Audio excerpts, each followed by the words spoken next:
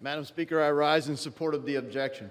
Without objection, the gentleman is recognized for 5 minutes. Thank you, Madam Speaker. Every one of us swore an oath to support and defend the Constitution of the United States against all enemies of foreign and domestic. I swore that oath in uniform, and in the first part of it is the same that we swear here in Congress. The last time we needed to defend our Constitution against a domestic enemy, we fought a civil war.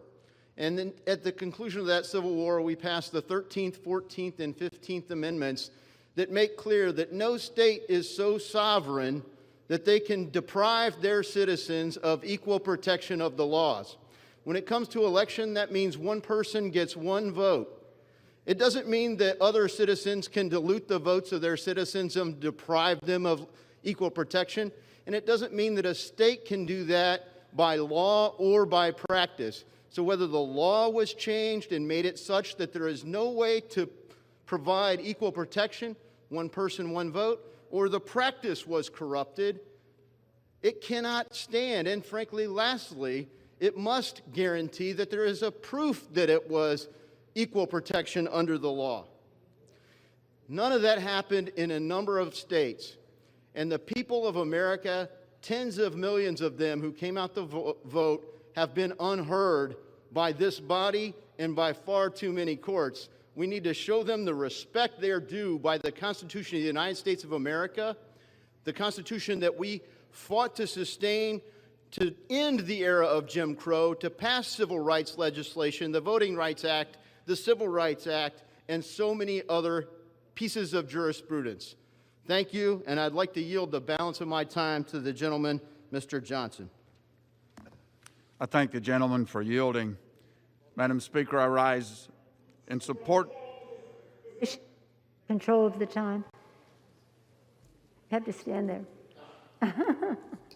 As you yield, John. Thank you, Madam Speaker. I rise in support of this objection and to give voice to the 249,386 men and women of Ohio's 6th Congressional District who've had their voices silenced by the rogue political actors in Pennsylvania, who unilaterally and unconstitutionally altered voting methods to benefit the Democratic candidate for president. Secretaries of State and state Supreme Courts cannot simply ignore the rules governing elections set forth in the Constitution. They cannot choose to usurp their state legislatures to achieve a partisan end. Constitution be damned.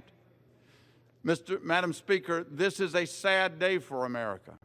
We've seen too many sad days like this recently: assaults on courthouses, police stations, and now the U.S. Capitol. People who disagree with the results of police work and court decisions are wrong to respond violently. And people who disagree with the results of an election are also wrong to respond with violence. Thank you to the Capitol Police and all of the law enforcement involved for protecting the people's house today. Madam Speaker, some may question our motives for raising these objections. But other than the Bible, the Constitution is the most sacred document known to man because it created the most free and prosperous nation in human history. And 2021 has the chance to be remembered for when the leaders of a deeply divided America came together to defend that sacred document and to ensure that the integrity of future presidential elections is ensured. It is imperative we take this opportunity. The future of our republic depends on it. Benjamin Franklin, in the summer of 1787, during the heated debate to create our sacred Constitution, said these famous words: "I have lived long, sir, and the longer I live, the more convincing proofs I see of this truth, that God governs in the affairs of men.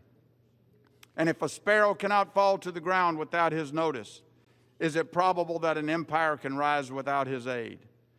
We have been assured, sir, in the sacred writings that except the Lord build it, they labor in vain that build it."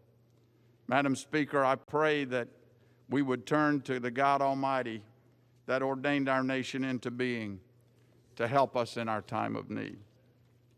I yield back.